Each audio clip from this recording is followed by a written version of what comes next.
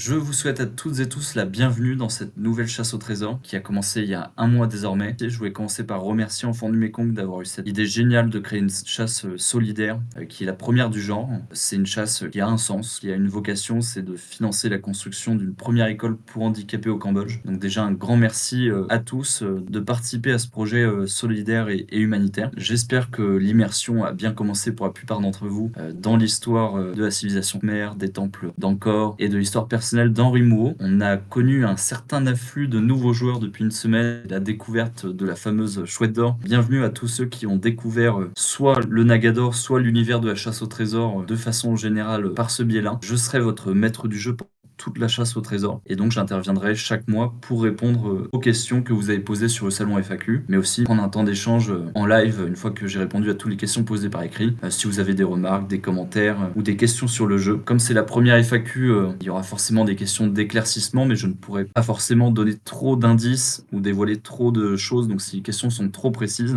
je risque de ne pas pouvoir y répondre. Ne soyez pas frustrés si je ne peux pas répondre à une question ce soir, j'y répondrai peut-être dans quelques mois, mais en tout début de jeu, l'objectif ce n'est pas de gâcher votre plaisir, de pouvoir faire des découvertes par vous-même sans forcément que d'autres joueurs décodent les énigmes à votre place. Je voulais faire quelques points de précision. Donc j'ai fait une annonce sur le Discord, mais je vais la redire par oral ce soir en préambule. Tous les éléments qui vont concerner la carte physique, les podcasts, le récit immersif qui a été rédigé par le journaliste Antoine Besson, qui écrit divinement bien d'ailleurs sur le récit immersif et les lettres d'Henri à son épouse. Ces récits-là sont fictifs, sont là pour renforcer votre action. Ils n'ont pas de lien direct avec la quête du Nagador. Les énigmes constituent vraiment un bloc indépendant au sein du livre complet. Et pour vos différents tracés lors de la résolution des énigmes, je vous recommande de privilégier un logiciel qui a Google Maps référence, notamment parce que Google Maps va prendre en compte la courbure de la Terre, ce que ne va pas faire une carte physique. Pour les novices en chasse au trésor, je ne peux que vous conseiller de commencer par toute une phase de documentation, puisque chaque élément, chaque mention peut avoir son importance, pas forcément sur l'énigme où c'est mentionné, mais peut-être pour plus tard. Donc ce n'est pas toujours linéaire. Il peut y avoir des éléments transversaux, il peut également y avoir des fausses pistes qui peuvent s'être glissées dans le jeu. C'est un jeu de patience et de persévérance. Prenez vraiment le temps de vous arrêter sur chaque élément, puisque ça pourrait vous être utile à un moment donné. Est-ce que les podcasts font partie intégrante de la chasse ou est-ce que ce sont juste des bonus comme les livres numériques de l'Élixir d'Or? Tout à fait, les podcasts ne font pas partie intégrante de la chasse au trésor. Il peut y avoir des éléments ou des ponts qui peuvent se faire, mais ce serait uniquement fortuit, pas prémédité de mon côté. Ayant déjà remonté certaines choses, je me demande s'il ne manquerait pas un R à la fin de Imperato dans la sous-énigme 8 de l'énigme 5. Tout à fait. Il y a un salon Eratum sur le Discord. J'ai noté 3 petites coquilles qui se sont glissées. Il y a en effet les sous-visuels 8 et 9 de l'énigme 5 qui ont été inversés sur le bon à tirer. Il y a un R qui manque à Imperator et il y a une petite coquille également dans le Naga Junior. Je crois que ça fait partie des questions de ce soir, mais il y avait également 2 petites coquilles relevées par vous sur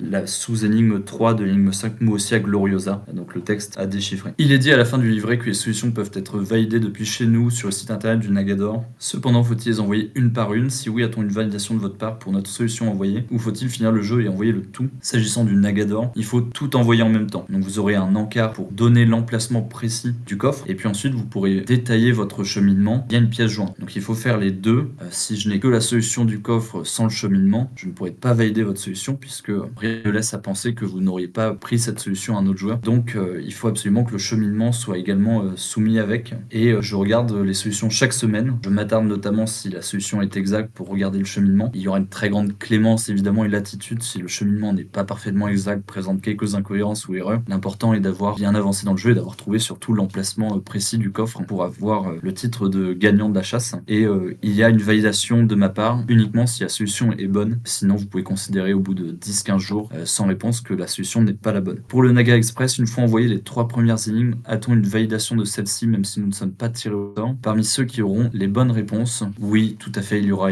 un message général pour toutes les personnes qui ont participé au Naga Express et qui ont soumis une solution. Et Enfant du Mékong prépare une série de lots pour janvier, pour ensuite février-mars, pour ensuite avril-mai. Donc il y aura plusieurs séries de lots à gagner qui seront proposées via les réseaux sociaux du Nagador. Mon enfant a fait le Naga Junior et nous avons envoyé la solution pour recevoir un indice. Dans combien de temps recevons-nous l'indice si la réponse est bonne? L'indice sera donné à toutes les personnes qui ont eu bon sur une Naga Junior début 2025. Et un mois après ou 2 mois après, l'indice sera donné publiquement. Comme ça, vous aurez un avantage d'1 ou 2 mois par rapport à tous les autres joueurs. Mais pour éviter que des personnes participent à la chasse à partir de février et mars et n'aient pas la possibilité d'avoir cet indice finira par être public 2 mois après. La chasse est-elle plutôt en escalier, un peu comme la chouette, où nous pouvons résoudre la solution en y allant énigme par énigme, ou en puzzle comme l'élixir, où nous devons d'abord faire un tour de piste de l'ensemble du livre, dernières énigmes comprises avant de pouvoir avancer sur les premières? La chasse est plus linéaire que l'élixir d'or. Vous pourrez progresser pas à pas. Elle est moins déstructurée, on va dire, que d'autres chasses au trésor. Où puis-je trouver les énigmes du Naga Junior? Elles sont disponibles via un QR code dans la jaquette de votre livre. Également pour les joueurs qui n'ont pas trouvé la carte au trésor, elle est dans la jaquette du livre qu'il faut déplier entièrement. La carte qui nous est jointe dans le jeu est limitée géographiquement, d'autant conclure que les réponses des énigmes doivent se limiter à cette carte. Le terrain de jeu de la chasse est le Cambodge. Le Cambodge au sens de l'histoire du Cambodge. C'est sur le Cambodge que vous devrez limiter vos recherches pour la zone finale. Après, il est possible que les énigmes vous fassent voyager ou vous amènent sur des lieux qui sont extérieurs au Cambodge, mais la fin du jeu se déroule au Cambodge. Et s'agissant de la carte, ce que j'ai dit en préambule, la carte dans la jaquette n'est pas utilisée comme support de jeu, c'est plutôt un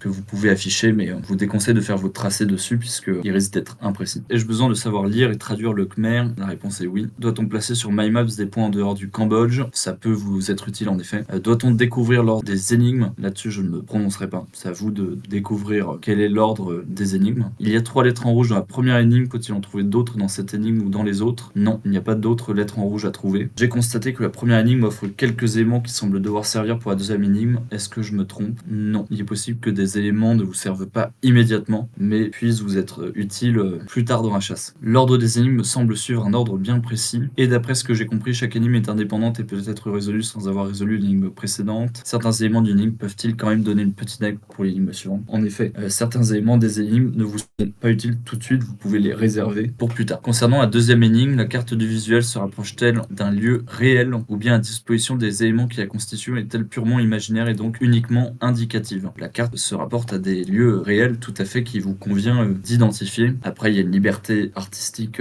de la part de Xavier qui a réalisé ces superbes aquarelles. Là-dessus, elle n'est pas 100% exacte. Il y a quelques éléments importants à trouver sur cette carte qui sont très bien symbolisés et c'est sur ces éléments qui vous convient de porter le gros de votre attention. Les cartes anciennes du Cambodge ne sont pas légion, néanmoins une ou plusieurs de ces cartes anciennes sera-t-elle absolument nécessaire à la résolution d'une des énigmes? Non, je vous recommande comme carte de base pour tout le jeu d'utiliser MyMaps. J'ai pu constater que pour la première énigme, chaque élément, chaque petit détail du texte a un rôle à jouer et donne du sens à l'ensemble de l'énigme. Est-ce le cas pour chaque énigme ou bien certaines énigmes peuvent-elles avoir des éléments de leur texte qui n'ont pas spécialement d'utilité? Oui, tout à fait, il y a des éléments qui ne sont pas du tout utiles dans le jeu et qui vont simplement être présents pour des questions de cohérence historique ou d'immersivité. Et il y a également des éléments qui non seulement ne sont pas utiles, mais peuvent aiguiller vers des mauvaises pistes. Et donc ces éléments également sont à éviter. Y a-t-il un ou plusieurs anagrammes à trouver au cours de cette chasse au trésor? La réponse est oui. Des descriptions dans le cahier des énigmes semblent postérieures à la mort d'Henri Mouot. Je ne parle pas de l'énigme 8 qui faisait référence à la date de 1926, mais celle d'avant de 1 à 7. Cela veut-il dire que Mouot n'est pas le seul rédacteur ou illustrateur de ce carnet d'énigmes, contrairement à ce qu'il indique à la fin de son récit? Henri Mouot est le seul rédacteur et illustrateur de ce récit d'énigmes, on va dire au moins sur les 7 premières énigmes. Je ne me prononce pas pour l'instant sur l'énigme 8. Est-ce que vous pourriez me préciser les éléments qui vous semblent postérieurs, puisque pour le coup, j'ai essayé d'être le plus cohérent historiquement pour vérifier que chaque mention d'un événement, d'un ouvrage ou d'un autre aventurier n'était pas anachronique. J'ai pu me tromper sur un ou deux éléments, mais du coup, si vous les avez précisément, je pourrais vous y répondre. La carte de l'énigme 2 a une croix. Est-elle la seule croix à trouver dans cette énigme? La réponse est oui. Est-ce que la note F de l'image 4 est la même que la note F de l'image 5? Oui. Peut-on résoudre la chasse uniquement avec les 8 énigmes sans le journal de bord?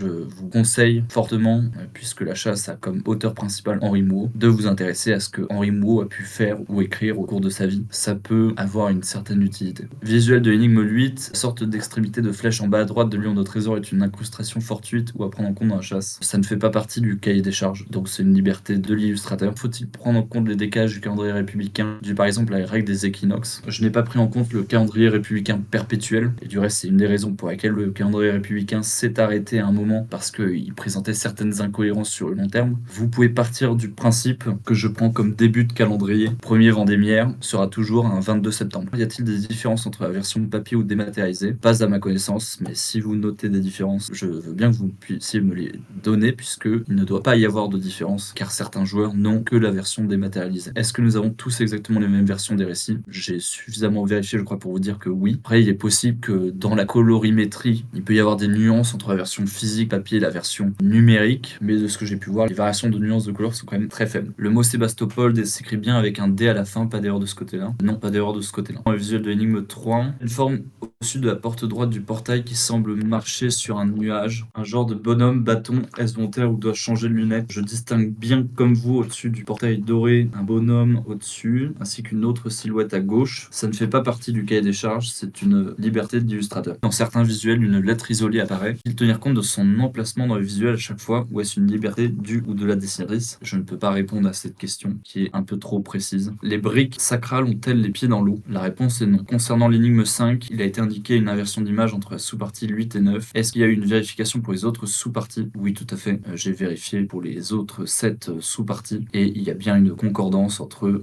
les textes et les visuels. Certains mots dans les énigmes sont écrits en italique, la raison était la même pour tous ces mots. La réponse est non. Certains mots sont en italique puisqu'il s'agit d'un nom propre ou d'une référence littéraire, qui par ailleurs peuvent avoir une utilité ou non dans le jeu. Et puis certains mots sont en italique puisque ces mots sont plus importants que les autres. Dans l'image 2, le contour du lac disparaît sous la lune. Doit-on en tenir compte? Non. Je ne pourrais pas vous dire d'ailleurs s'il s'agit d'un contour de lac, mais il s'agit d'une forme, et cette forme aurait pu être complétée. Mais là-dessus, l'illustrateur a préféré cette version, qui permet même de bien identifier le contour. Est-ce qu'un code peut avoir plusieurs résultats? C'est une très bonne question, et la réponse est oui. Mais tous les résultats ne sont pas forcément bons. Le trésor mentionné dans l'énigme 3 est-il celui de la chasse? La réponse est oui. Y a-t-il une note de musique cachée dans l'énigme 3? C'est une très bonne question, et je ne peux pas répondre à cette question à ce stade du jeu. La roue et la conque sont-elles absentes ou cachées? Je ne peux pas répondre à cette question, mais je ne peux que vous encourager à observer sur chaque visuel tous les éléments. Certains éléments peuvent apparaître en clair, et certains éléments peuvent également briller par leur absence, c'est tout à fait possible. Pour les différentes énigmes, est-ce qu'il suffit de trouver le lieu à l'aide de quelques indices, ou bien faut-il les trouver tous et les expliquer? Parfois, il y aura un ou deux indices qui vous permettront d'identifier des lieux, parfois il faudra plus travailler, et notamment plus vous progressez dans le jeu, plus la découverte des lieux peut être difficile. Les énigmes semblent avoir plusieurs niveaux de résolution, et aussi il existe plusieurs énigmes aux éléments transverses. Pour le Naga Express, faut-il avoir résolu complètement les 3 premières énigmes? Comment savoir qu'on est totalement au bout d'une énigme, puisqu'il persistera ces éléments transverses communs à toutes les énigmes? Les 3 premières énigmes sont volontairement plus faciles que les autres, mais il peut y avoir également des éléments transverses. S'agissant du Naga Express, je ne retiendrai que le résultat brut et circonscrit aux 3 premières énigmes, et je ne mentionnerai pas la présence ou non d'éléments transverses. Donc si vous avez uniquement trouvé le résultat direct des 3 premières, c'est suffisant pour le Naga Express. Les visuels nous indiquent des lieux réels modifiés pour les besoins de la chasse. En est-il de même pour le plan dessiné en énigme 3? C'est une très bonne remarque. Le plan dessiné sur l'énigme 3 n'est pas 100% exact, même s'il se base évidemment sur un plan et des dimensions qui ont pu être réelles. Il y a eu volontairement des modifications qui ont été faites à ce plan. Vous avez dit qu'il fallait s'intéresser aux aventures de Henri Mouot, à ses récits et découvertes. Qu'en est-il des événements de l'histoire antérieurs à la naissance de Henri Mouot? Je vous invite en effet à vous renseigner sur tous les événements de l'histoire qui peuvent avoir un lien à Henri Mouot ou au sujet qu'il choisit d'aborder dans la quête du Nagador, puisqu'ils peuvent vous être utiles pour décoder les énigmes. Dans l'énigme 5, nous avons des visuels liés à des textes. Ces visuels se trouvent en général assez facilement, à contrario des textes plutôt obscurs. Les textes sont-ils simplement les confirmations des visuels, ou est-ce que les visuels sont des indices pour décoder les textes? Il va être souvent plus facile pour vous de trouver les résultats des sous-énigmes de l'énigme 5 via les visuels, mais je vous déconseille de vous arrêter à la simple compréhension des visuels si vous n'avez pas compris les textes. Ça peut être un problème à un moment du jeu. Le mot-cœur a-t-il toujours la même signification tout au long des énigmes? Articulé doublé par nos cœurs, leur crier droit au cœur, pèse ton cœur s'élèvera. Non, ce n'est pas le même sens qui est dans ces 4 phrases. S'agissant du mont Mérou doublé par nos cœurs, il va y avoir un sens plutôt religieux. S'agissant de crier droit au cœur, c'est un sens littéral et historique. Et s'agissant du pèse ton cœur et ton cœur s'élèvera, je dirais qu'il s'agit plutôt d'un sens spirituel. Devenir un pro de l'anastylose et du lidar aurait-il une quelconque utilité dans la chasse? Je vous confirme que vous n'avez pas besoin d'être un expert en anastylose ou en lidar pour résoudre la chasse au trésor du Nagador. Ça ne vous sera pas utile. RP de l'énigme lutte fait plutôt référence à un titre titre une période où je m'égare?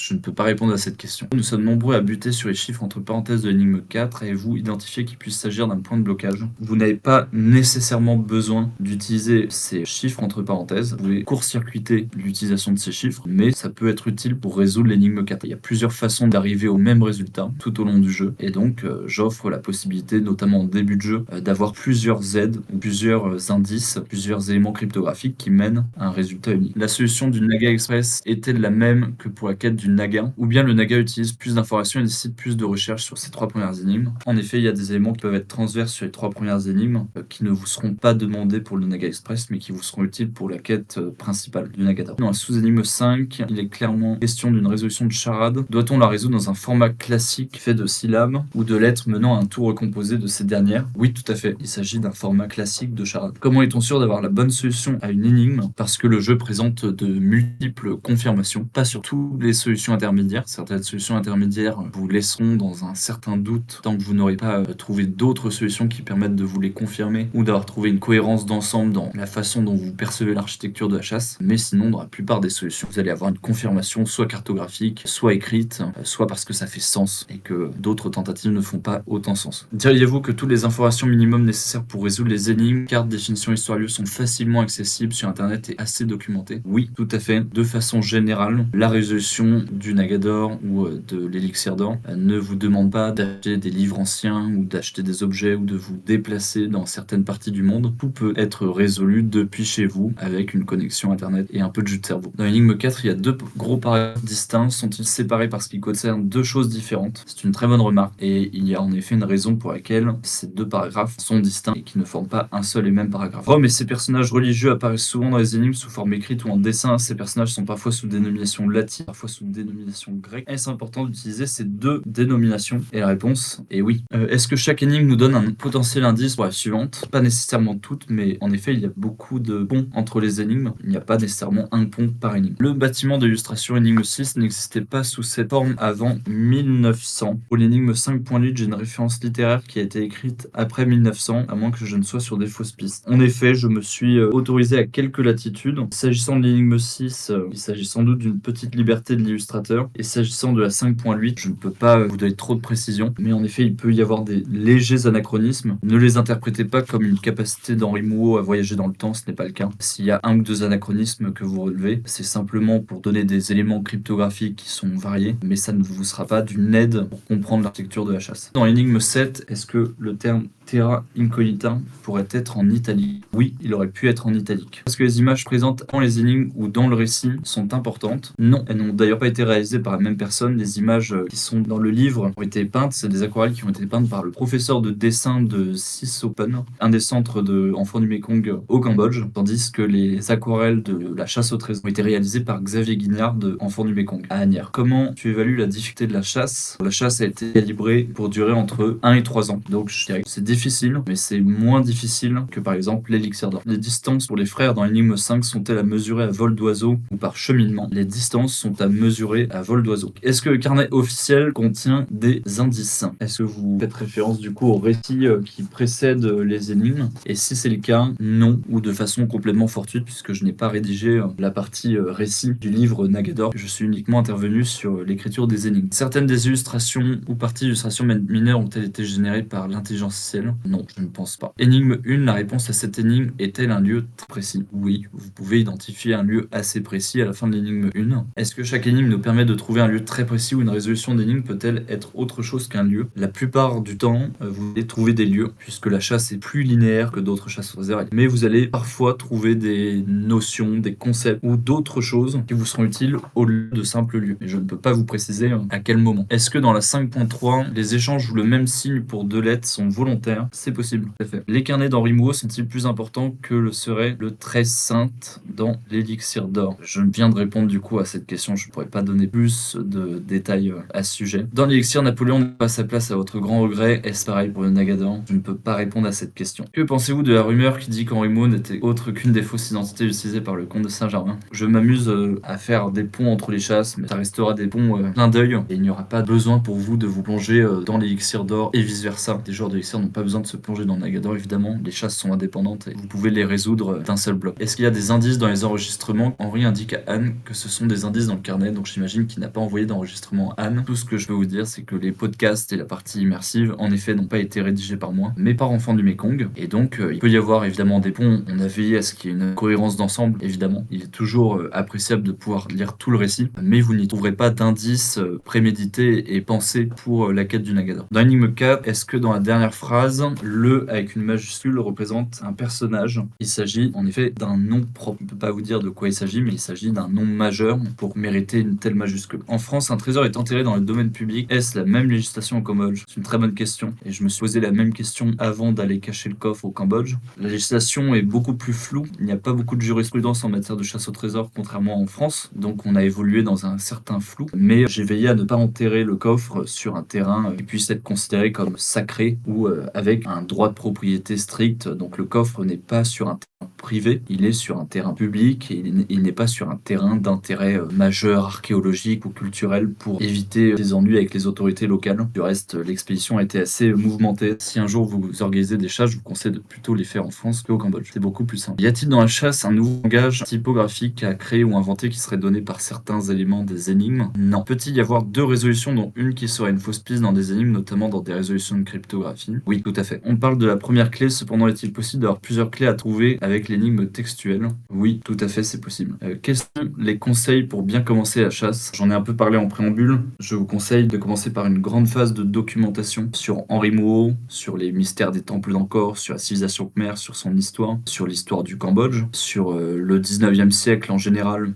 qui est le siècle d'Henri Mouhot. Et puis, une fois que vous serez entré dans le récit, sur tous les éléments auxquels peut faire référence Henri Mouhot dans son récit, qui ne sont pas là par hasard. Donc, à partir de là, je pense que vous pourrez progresser. N'hésitez pas à le faire en équipe, à vous créer une équipe de personnes complémentaires. Il faut toujours quelqu'un qui soit à l'aise avec les méthodes de cryptographie, quelqu'un qui puisse être à l'aise avec les références littéraires, et puis des personnes assez ingénieuses qui sont capables d'imaginer des pistes originales, puisque cette chasse fait aussi la part belle à des compétences variées. Donc, vous aurez besoin de cryptographie, vous aurez besoin de recherche historique, culturelle, civilisationnelle, mais aussi d'association d'idées et d'imagination. Quelle énigme vous semble la plus accessible? Dans la quête du Nagador, les énigmes sont plutôt de difficulté croissante. Et à ce titre, l'énigme me semble la plus facile est l'énigme 1, l'énigme écrite numéro 1. Est-ce qu'il y a une balise GPS sur le coffre? Non. Peut-on faire une équipe de plus de 2 personnes étant donné qu'il n'y a que 2 places pour le Cambodge? Vous pouvez, mais je sais que Emirates n'offre le ticket d'avion que pour 2 personnes. Voilà, il faudra vous mettre d'accord, peut-être que quelqu'un peut garder la statuette et peut-être que les autres peuvent profiter du voyage. À vous de choisir comment vous répartissez le butin. Il y a également d'autres lots à gagner qui ont été offerts par Montblanc et par les différents autres sponsors et partenaires. En tout, c'est plus de 15 partenaires qui ont sponsorisé le projet auprès d'Enfants du Mékong. Est-ce que le Discord est le seul canal officiel à suivre? Le gros des annonces et pour l'animation des énigmes, oui. Après, sur l'univers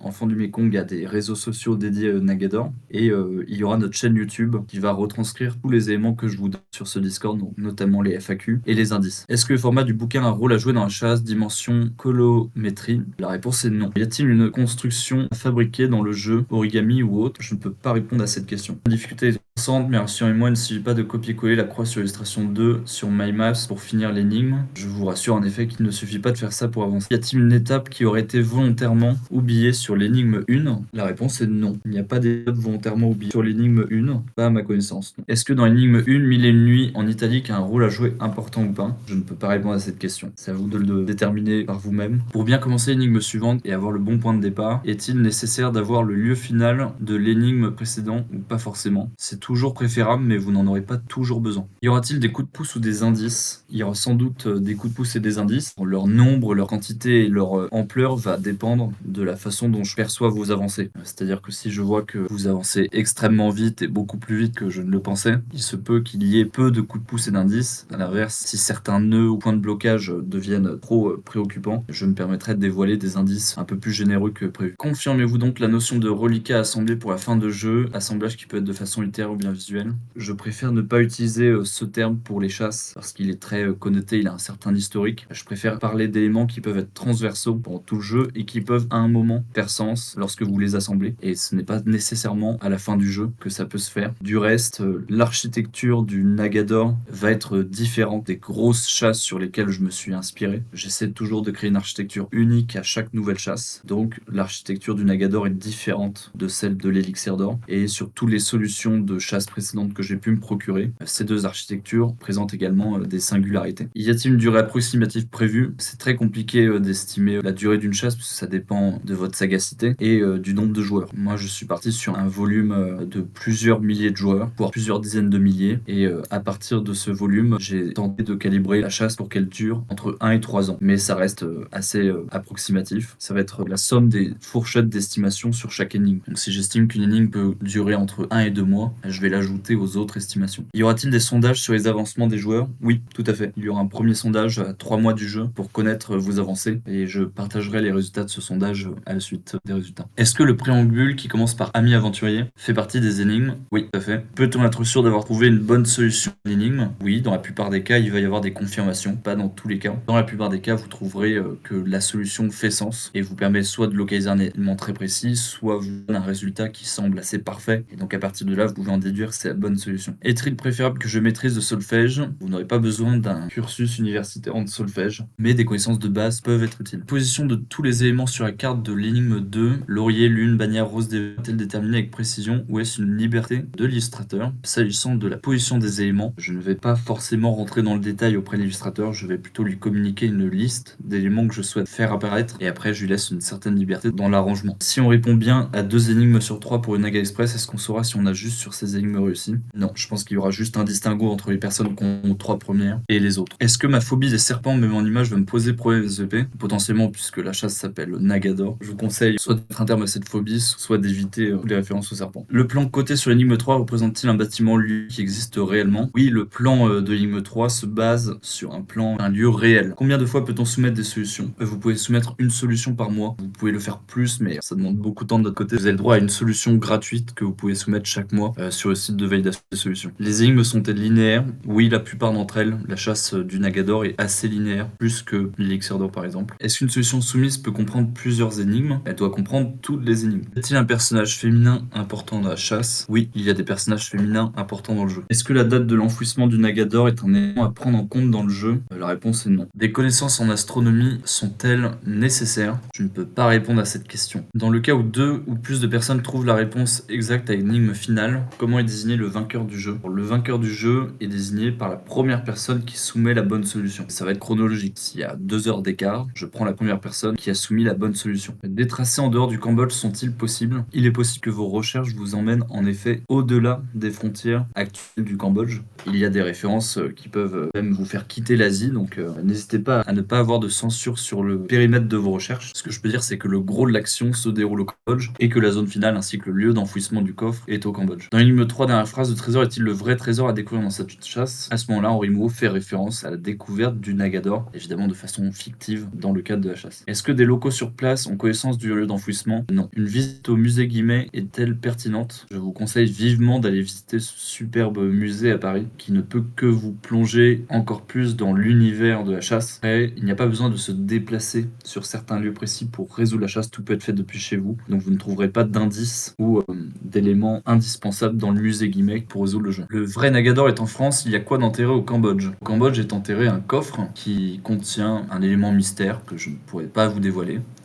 Mais en effet, on n'enterre jamais le vrai trésor pour éviter que quelqu'un tombe dessus, soit par hasard, soit qu'il soit soumis aux autorités ou aux lois du pays en question. Donc, notamment en France, si vous déterrez un trésor, une grosse partie revient à l'État. Et c'est la raison pour laquelle les chasses au trésor enterrent des contremarques. Avez-vous un moyen de savoir en temps réel si la cache a été visitée? Non. Merci pour vos questions qui me font penser qu'il y a beaucoup de sagacité dans cette visioconférence. Bon courage pour ce début de quête. Pour ma part, je vous souhaite une très bonne soirée et je vous dis à dans un mois. Bonne soirée à tous.